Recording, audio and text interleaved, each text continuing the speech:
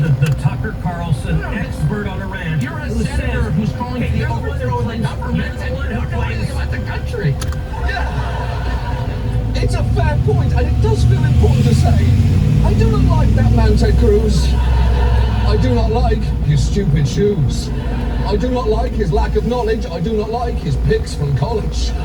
Nor do I like this other man. His face looks like a flustered ham.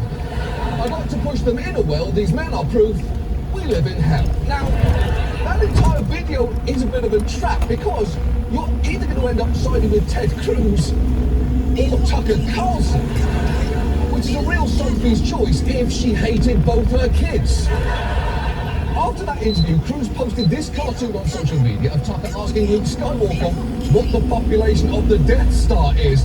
And I know this isn't his point, but it's not actually a bad question for Luke to have reckoned with, all things considered. How many widows are you comfortable making with your little trick shot farm, boy? Trump himself actually posted, somebody please explain to kooky Tucker Carlson that, comma, quotation mark, space, Iran cannot have a nuclear weapon, end quotation mark. Despite his own Director of National Intelligence, Tulsi Gabbard, saying in March that Iran is not building a nuclear weapon, a finding that US intelligence officials reiterated to reporters just this week. And it's worth considering what direct US involvement would actually mean. The US is apparently considering dropping a bunker buster bomb on Fordo, Iran's most fortified nuclear facility, which is built deep inside a mountain.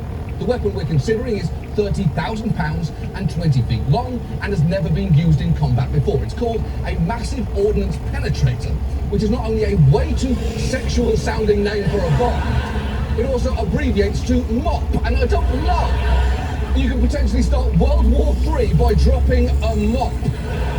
Crucially, Israel doesn't have that bomb or indeed the aircraft necessary to deploy it, so we'd have to, which would obviously be a direct military intervention. It's not that we can just leave the bomb on the curb in Tel Aviv with a little sticky note that says, still works, no bed bugs. And as for what this would actually accomplish, some experts suggest a successful attack would simply set Iran's nuclear program back by a year or two, which is pretty galling, given Trump arguably got us into this situation in the first place after abandoning the Iran nuclear deal back in 2018. America getting directly involved would massively escalate things with no guarantee regarding what the outcome would be. And yet, we're right on the edge of doing exactly that. As for whether Trump actually calls a strike, it seems that nobody, including him, has any real idea. You don't know that I'm going to do it. You don't know. I may do it, I may not do it. I mean, nobody knows what I'm going to do.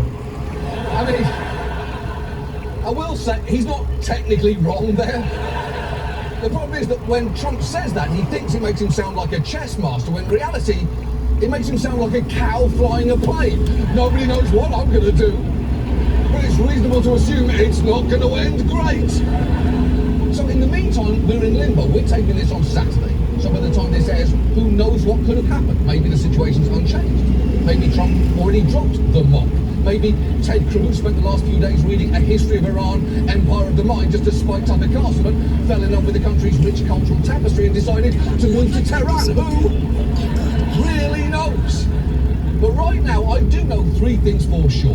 This situation is very worrying.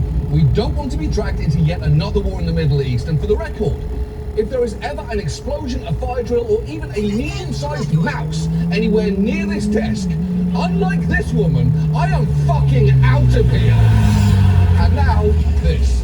And now, Local News celebrates National Eat Your Vegetables Day. So our national day is the National Vegetables Day? National Eat Your Vegetables Day. Yeah, kids. Won't be partaking, but kids should definitely. Absolutely. So we are asking you this morning in our hometown hellos, what's your favorite veggies are? I'm going to have to go with asparagus, especially with asparagus with a steak, mashed potatoes, stuff like that. You really cannot go wrong if you've ever had asparagus. You said you never had asparagus. Never had it, but willing to try it. I think you'll like it. And David Blakeman says good morning from Leith and that his wife Bibi loves butter beans. So he says that they're going to have butter beans in heaven, so she better like them. Well, they're going to be in heaven. You definitely better like them there. I've gotten to the point now, when I see a vegetable I don't really care for, I'll eat it. Really? Yes. And I Just trying to burn your palate. I've just decided, you know what, it doesn't matter. LaCroix says good morning from Bay St. Louis.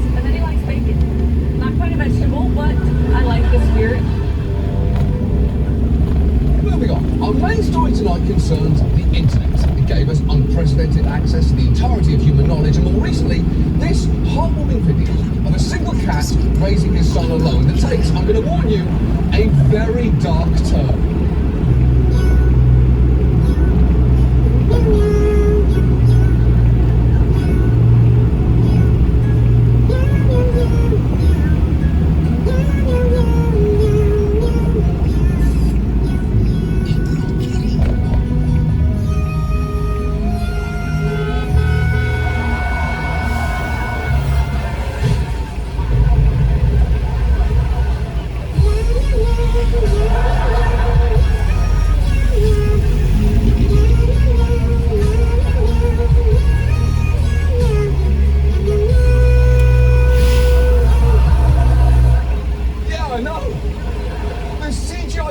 Movie goes so much harder than you remember. The only thing more upsetting than that video is that one of the top comments on it is someone asking, is this real? And if you wrote that, lean in close. Everyone else, just please cover your ears real quick, because the next part is just between me and them, okay? Yes, those are real cats. They're my cats, in fact. I know you're thinking, why are they wearing clothes? Because of talking shit. Now, I'm about to lie to everyone. Safe them.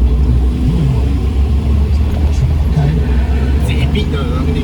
Clearly they're not me, but another comment under that video simply says, why did I watch this and why does this have almost 16 million likes? And that's actually what I'm going to be talking about tonight. That video was made with AI.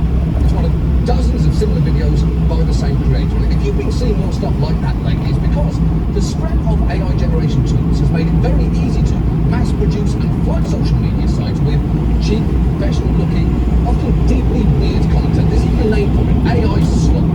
And if you come in lots of forms of big news articles or posting on Spotify, you've probably encountered it most in weird images and videos that have begun to dominate everyone's feeds, whether it's images of Jesus made out of shrimp, or videos like Baron Trump wowing the judges on America's Got Talent while his dad plays backup piano, a pug raising a baby on a desert island, or Francis taking a selfie with Jesus while flying through heaven. And my favourite part there is that AI somehow chose to give Jesus a watch. And I love the idea that every once in a while Jesus in heaven looks down at his watch and goes, shit, it's already 4 p.m. I'm late to go flying with one of the 3 dead popes that actually made it up here. Stop having incredibly funny. This AI super recipe was the 7th most viewed post on Facebook at the end of last year. And at another point, 3 of the top 20 most seen photos there were AI generated, including this one of a giant fan red which had 35 million views. At the start of this year, this image of a horse and down a thread got nearly 50 million views on Facebook. It was even loved by Mark Zuckerberg. AI Slop is basically a used iteration of Slack, as the CEO of one AI content detection platform put it. Not all AI content is spam, but right now, all spam is AI content. And it's becoming a problem on multiple levels. For a start, websites that were previously useful are now becoming much less so, as this woman makes clear. Pinterest is becoming unusable. To talk about it. This is me just searching garden, and almost everything is AI generated. Like, what is that cat? I keep scrolling, and like, you literally click on anything, and it's like, this is so obviously AI.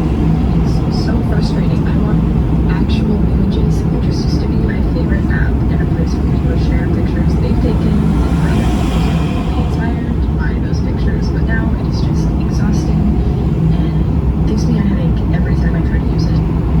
She might seem calm there, but for a Pinterest user, that is white-hot rage. She is seconds away from knitting a full-blown manifesto. But it's not just Pinterest. There's now a booming market of AI-generated videos about completely fictitious news stories, like this one, titled "Judge Finds Caroline Levitt for Wearing a Cross Misspelled, only to discover she's a legal genius." It is 37 minutes long, has over 1 million views, and here's just a taste of the court proceedings. That cross, Hargrove pointed at her neck, is too rigid. It doesn't belong here. The courtroom is a neutral place, not somewhere to display faith. She realized instantly Hargrove wasn't just targeting her, but the cross itself, a symbol he seemed to despise. Yeah, the news. You know how the news is. Carmine Dowson's voice, comic book fonts, and of course, third-person omniscient narration. That channel has a lot of fake computations that follow a similar formula, like Caroline Levitt bankrupts The View, Brad Pitt storms off after heated clash with Caroline Levitt, Caroline Levitt mocked by famous pianist, then she played and silenced the world. And my personal favourite, Pope Leo XIV orders Caroline Levitt to take off the cross, which makes sense, doesn't it? You can't wear that in here, Caroline. This is the fucking Vatican. Have some respect. The problem is, the comment section under that courtroom video is filled with people who clearly have absolutely no idea that it isn't real. Saying things like, what a tremendous victory for Christians everywhere. Proud of you, Caroline, for putting that judge in his place. And intelligence for once, she is a force to be reckoned with. And when one commenter points out that the video is fake, a reply says, no, it happened, but it was Pam Bondi. I just watched the YouTube video because, of course, there are also multiple slot videos out there where the exact same thing happens to Pam Bondi. And if that's starting to give you an uneasy feeling in your stomach right now, get used to it, because it seems extremely likely that we're going to be drowning in this shit for the foreseeable future. So given that, tonight, let's talk about AI slop, what it is, where it comes from, and the harm it can do. Before we take all of the fun out of it, I'll acknowledge some AI-generated content can be enjoyable. Exhibit A, Catchester by the Sea. Which makes sense, the whole point is to grab your attention. That is why you'll see visually arresting stuff, like videos of incredibly buff babies, or cute dogs working human jobs, or people transforming into fruits and vegetables. That is actually a weirdly common trend, and I think my favourite version of it might be this.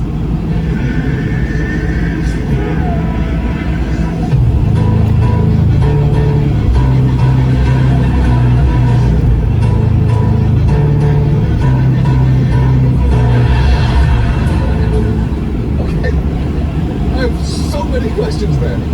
From why Cabbage Hulk kept his human hands, to why he suddenly tore his own head off to reveal a different kind of cabbage. But the one thing I know for sure is, he better stay the fuck away from my wife. Stay away from her. Now, as for AI music, at first it can sound pretty close to the real thing, like this country song whose lyrics are only about 15 degrees off.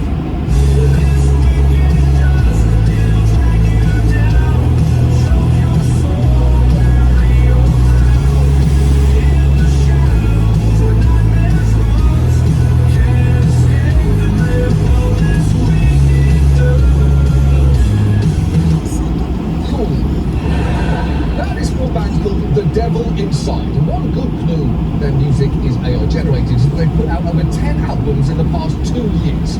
Other clues include they complain about Wicked's Dust twice in the same chorus, and 2 of their top 5 songs on Spotify are also Dust related, which makes this feel less like a dark country band and more like a secret ad for Swiffer.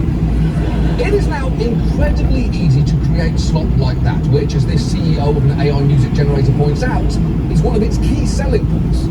It's not really enjoyable to make music now. People enjoy it. It takes a lot of time. It takes a lot of practice. You need to get really good at an instrument or really good at a piece of production software. I think the majority of people don't enjoy the majority of the time they spend making music. Okay. First, and this is a hot take, I think a lot of people might actually enjoy making music. It's probably why they were doing it for the 40,000 years of human history prior to AI. But if that is not you, and you would rather make music by simply pressing a button, then good news, you don't need AI. There are already a wide variety of toys made for babies just like you. But he is right that AI tools have now reduced the barrier of entry to people who want to produce writing, images or music that can seem plausibly professional. And even big platforms are now getting in on this. Here's Mark Zuckerberg proudly unveiling a new suite of AI tools for Meta users. We call it EMU, for Expressive Media Universe, continuing with our animal theme. And just take a look at these images. Because today we're starting to roll out a bunch of products with this in it, and it's, it's in their high quality, realistic, but one of the coolest things is that EMU generates them fast. First, that is just the least charismatic product demo I've ever seen. You think Steve Jobs would be caught dead uttering a dud phrase like continuing with our animal theme? He'd sooner acknowledge his own children. But Zuckerberg's obviously trying to make sure Meta capitalizes on the popularity of AI by keeping it within their ecosystem. He said that adding AI images to user feeds is the next logical jump for Facebook and Instagram. They've even tweaked their algorithm so that more than a third of what people see on their Facebook feed now comes from accounts they don't follow.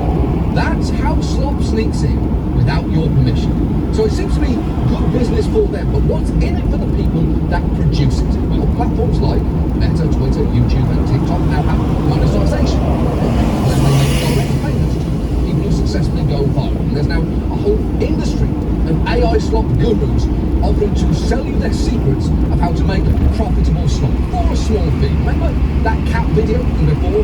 Here's its creator trying to sell you a training course.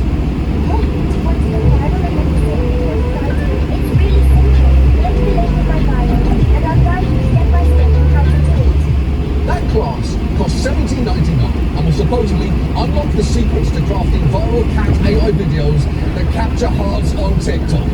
And you know who should be pissed off about that more than anyone else? Cats!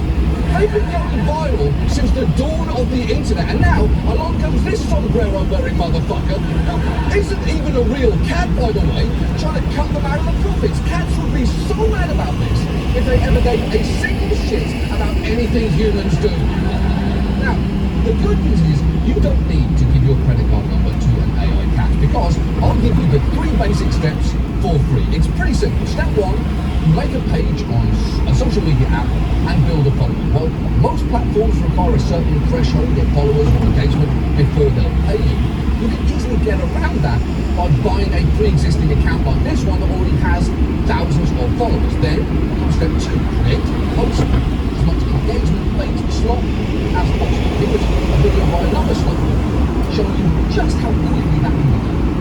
So what we're going to do, we're going to type in underscore image-based platform. And what we're going to find as we scroll through these, probably 80% of these images are AI generated now. What's so cool is that we can come to this free tool right here, Ideagram, and ask it, create a beautiful bedroom design with black curtains, make it hyper-realistic. You're going to find that the images, boom, just rendered. Right off the bat for free, we have 4 images that can do really, really well. Okay, putting aside those photos look like a suicidal West Elm, that is why Pinterest is drowning in AI now, and why users like this woman are swearing vengeance with their indoor voice.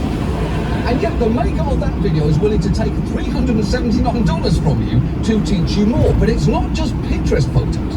Here's another guru explaining how you can buy his proprietary AI tool to make literally every part of a viral video. Let's, for example, do a funny texting story, and then let's go down here and select gameplay video. And let's do Subway Surfers for the background of this one. Click generate. Just like that, our next video is done. Let's take a look at what it looks like. Ever sent a text that completely backfired? Let me tell you about my friend Jake. One day, he meant to text his girlfriend, "Can't wait to see you tonight," but instead he accidentally sent it to his boss. His boss replied, "I hope this isn't about work." Panicking, Jake quickly typed back. As you can see, it's got a great original story that can go viral on social media, on any of those short form platforms. And you can make hundreds of these every single month, and all you need is a couple to take off to potentially make a real business out of even doing this.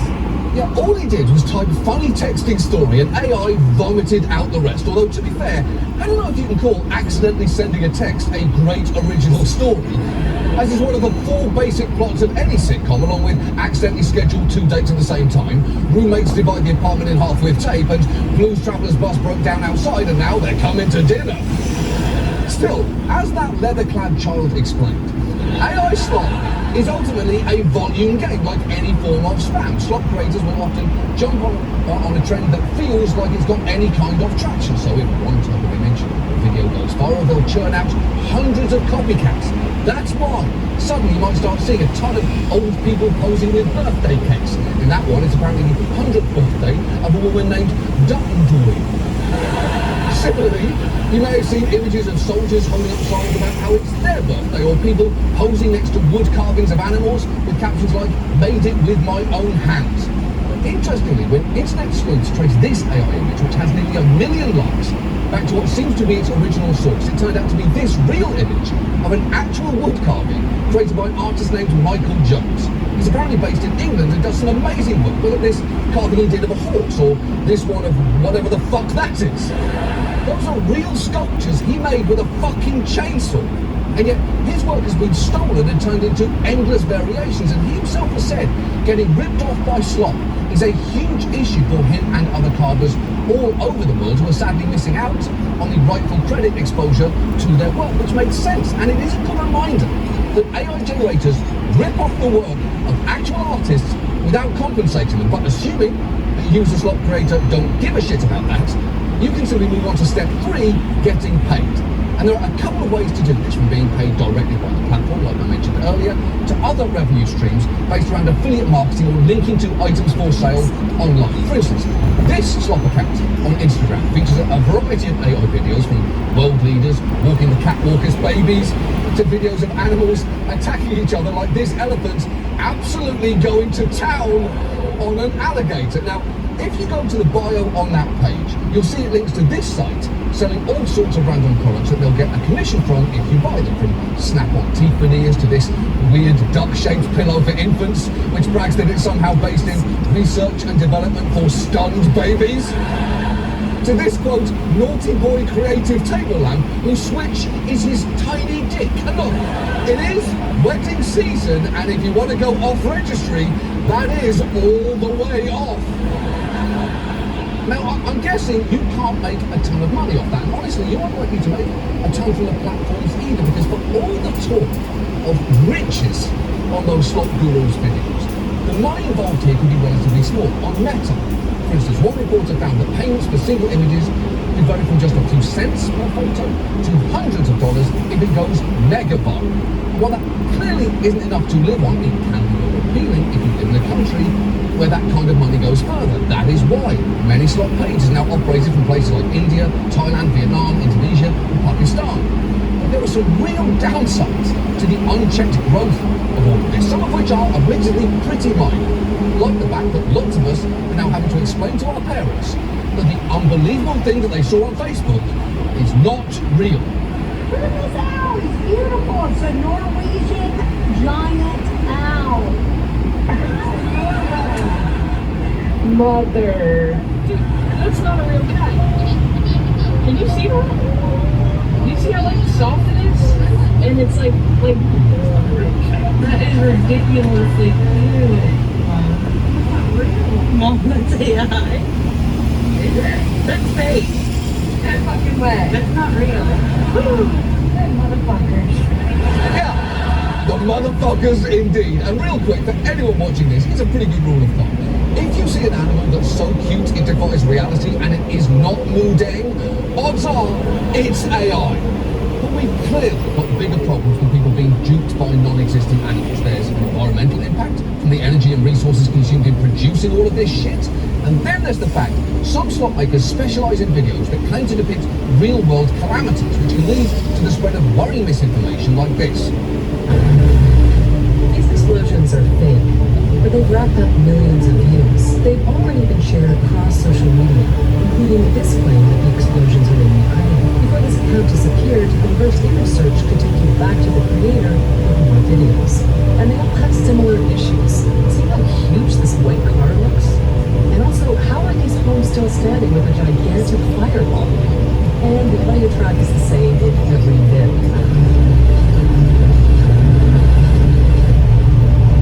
So, why make content like this? This creator used to make videos about tornadoes, and before that about planes on fire, possibly experimenting in the hopes of going viral. Oh, come on. Air travel is scary enough now without people making up new disasters. It's why you have to be careful and look for clues, like how the side of that plane says nonsense like Frackanank fire, and not something much more believable like Boeing. The thing is, sometimes fake videos about news stories can really catch on. During the LA fires, a lot of people were initially fooled by photos and videos like this one of the Hollywood sign engulfed in flames. That was pretty unnerving to LA residents like these two men who went to check it out in person. When we saw the posts on Instagram, we were devastated. We lived here all our lives, and when we saw that on Instagram, it broke our hearts, so we wanted to come and see firsthand. And We're really shocked that there's no fires. There's no fires and they're faking it basically. You know, when people are actually losing their houses. You guys should help each other out instead of trying to create false narratives and trying to promote BS. He's right. You shouldn't be faking calamities if for no other reason that you can make those two so worried they trek up to the Hollywood sign. A hype that's a mixed bag even when it isn't on fire, since it has online reviews like, watch out for all the horse poop. There was a lot of horse poop on the floor. This trail stinks because of all the horse poop. And my personal favourite, you should never hike this trail during a windstorm. I was being hit by flying bits of dried horse poop for about 3/4 of a mile before deciding to turn back. It was something. At this point, I decided to abort my hike and ran back to my car. I had bits of dried horse poop stuck in my hair and my sweater. I had a good laugh about it after, but listen to me, children. Never hike this trail if it gets too windy. You have been warned. And it's not just the fires. Right now, the Israel-Iran conflict has unleashed a wave of AI disinformation, with one expert saying it's the first time we've seen generative AI be used at scale during a conflict. And during last year's flooding in North Carolina, a bunch of fake images started circulating online, which quickly became a problem for first responders. We saw a flood of images on social media depicting, and here they are on your screen right now, depicting what appeared to be victims in the flood. What had happened was the relief workers also who use social media to, for example, find areas where, you know, people might need rescued, like this person rescuing a dog, or what looked to be, you know, a toddler being rescued. They use social media just like us to look for areas that need help. And so this was creating a lot of noise, and it was making it more difficult for them to act quickly. Yeah, you don't want emergency personnel allocating resources based on fake information, although I will say, if medics are going to rush to the scene of an AI-generated video, for God's sake, make it this one. Somebody send an ambulance to that poor cabbage man. He just tore the top off his purple head off. He cannot be okay. You may remember that those images were also used by Republicans as evidence that President Biden was failing to deal with the emergency. One member of the Republican National Committee actually posted that photo of the girl with the puppy, captioned, "This picture has been seared into my mind, my heart hurts." But even after being told it was fake, she refused to take it down, writing, "I don't know where this photo came from, and honestly, it doesn't matter. It is emblematic of the trauma and pain people are living through." And it's pretty fucking galling for the same people who spent the past decade screaming fake news at any headline they didn't like to be confronted with actual fake news and suddenly be extremely open to it. You can't just believe something because you saw it in a picture. Otherwise, our graphics team could make you believe any sad situation, like Oscar the Grouch is in the Illuminati, or that Bigfoot is having trouble selling his feet pics online. Actually, that is compelling. I don't care where it came from, but it's seared into my heart. Now, I will say, at least when it came to last year's elections, many experts agree that AI's negative impacts were far less extreme than originally feared. And it is good that large groups of people weren't fooled into thinking that Kamala Harris wore a communist uniform, or that Trump was violently arrested, or that Biden put on the Trump tax. Except, wait, that last one was actually real. He really did that 2 months before Election Day. How on earth did Democrats lose? But even if people treated fake images last year with skepticism, there are two catches. First, AI is already significantly better now than it was then, so it may be easier to fool them going forward. And second, the very fact people doubted what they saw on the internet actually comes with a bit of a downside, as this disinformation researcher explains. Because people know that something might be a deepfake, they actually then stop believing in real things that actually did happen, and they kind of discount the true story because they're able to tell themselves, oh, I think that might be a deepfake actually. Right. It's not just that we can get fooled by fake stuff, it's that the very existence of it then empowers bad actors to dismiss real videos and images as fake. It's an idea called the liar's dividend, which I know sounds like an airport spy thriller James Patterson shit out in a weekend. But it is a real problem, and you don't have to look far to see people doing this. A lawyer for one of the January 6th defenders argued that the government's evidence was deepfake, which is an extremely funny thing to say about a coup attempt that was live streamed. And just 2 weeks ago, when Gavin Newsom posted this real photo of soldiers deployed to LA sleeping on the floor, the conspiracy theorist Laura Loomer retweeted a claim that it was fake, saying, looks like Gavin Newsom used an AI photo to smear President Trump. And of course, Trump's done this too. He falsely claimed photos of Kamala Harris greeting a large crowd were AI generated. When Democrats cut together videos of him having old man moments, he blamed that on AI as well, saying artificial intelligence was used by them against me in their videos of me, which actually might be the most AI generated sounding sentence in this entire piece. So to summarize, AI slop can be somewhat lucrative for its creators, massively lucrative for the platforms that use it to drive engagement, and worryingly corrosive to the general concept of objective reality. And now I've shown you a simple 3-step process on how to make it. But, you know, please don't. Especially given I just saved you from paying $17.99 to a cat in a sombrero. So, what can we do? Well, the truth is, not a lot. Some platforms have started labeling AI content, but even those attempts have been lackluster. Meta, for instance, recently started requiring an AI label when content is realistic, but notably that only applies to audio and video, not to images. And if creators don't actively add those labels, it can be hard for a platform to detect AI, as it's getting increasingly hard to spot. On an individual level, if you're sick of all the slop in your feed, you can block accounts that post it or click not interested, which might reduce the amount of it that you see, but that's not going to stop it all. And look, I'm not saying some of this stuff isn't fun to watch. What I am saying is some of it's potentially very dangerous, and even when it isn't, the technology that makes it possible only works because it trains on the work of actual artists. So any enjoyment you might get from weird, funny AI slop tends to be undercut when you know that someone's hard work was stolen in order to create it.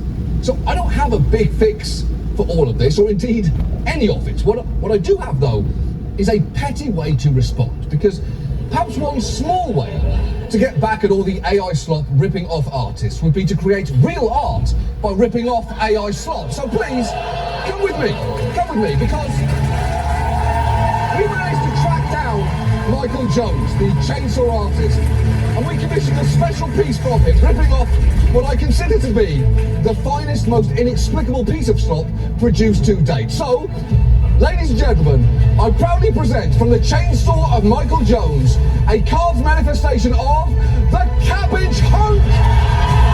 Look at him! In all his muscular cabbage glory! Look at the details there! This thing is an absolute masterpiece, and see this?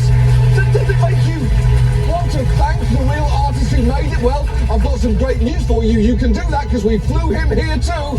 Michael is here! Michael Jones! Everyone! Michael Jones! Thanks so much, mate. Fantastic. What a fun way to celebrate the destruction of our shared objective reality. We are fucked!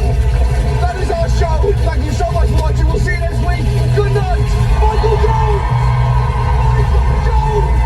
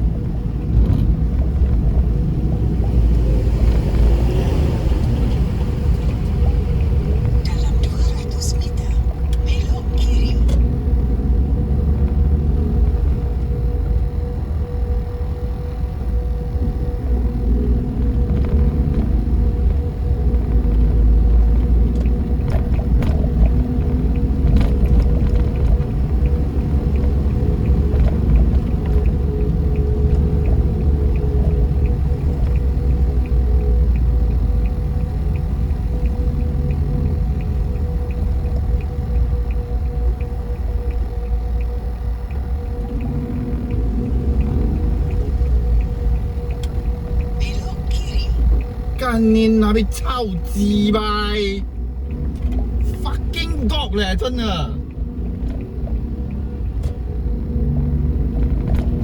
How do not hit them? Oh my！ 这是 from super licious, eh. So delicious.